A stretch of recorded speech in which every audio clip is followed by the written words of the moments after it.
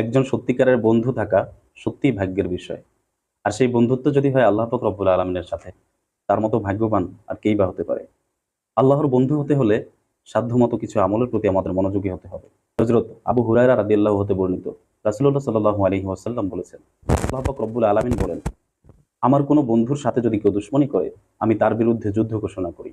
বান্দারা যেসব আমলের মাধ্যমে আমার নৈকট্য অর্জন করতে চায়, তার মধ্যে ফরজ ইবাদতগুলো আমার কাছে অধিক প্রিয়। বান্দা যখন নফল আমলের মাধ্যমে আমার নৈকট্য লাভ অর্জন করতে চায়, তখন আমি ওই বান্দাকে ভালোবেসে ফেলি। যখন আমি কোনো বান্দাকে ভালোবেসে ফেলি, তখন আমি তার কান হয়ে যাই, যা দ্বারা সে শোনে।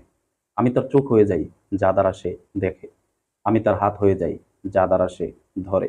আমি তার পা হয়ে যাই, যা দ্বারা সে চলে। যদি সে আমার নিকট কিছু প্রার্থনা করে, আমি অবশ্যই তাকে তা দান করি। আর যা থেকে সে বাঁচতে চায়, আমি তা থেকেই তাকে বাঁচাই। আমি কোনো কাজ করতে দ্বিধা করি না, শুধু ওই মুমিন বান্দার রূহ কবজ ছাড়া। সে মৃত্যুকে অপছন্দ করে এবং আমিও তার অনিচ্ছায় তাকে জোর করতে চাই না, অথচ তাকে মরতে হবে। প্রিয় ভাই, আমরা দুনিয়ার শান্তি এবং পরকালের মুক্তি লাভের উদ্দেশ্যে ফরজ, সুন্নাত, ওয়াজিব আমলের পাশাপাশি নফল আমলের চেষ্টা করব ইনশাআল্লাহ।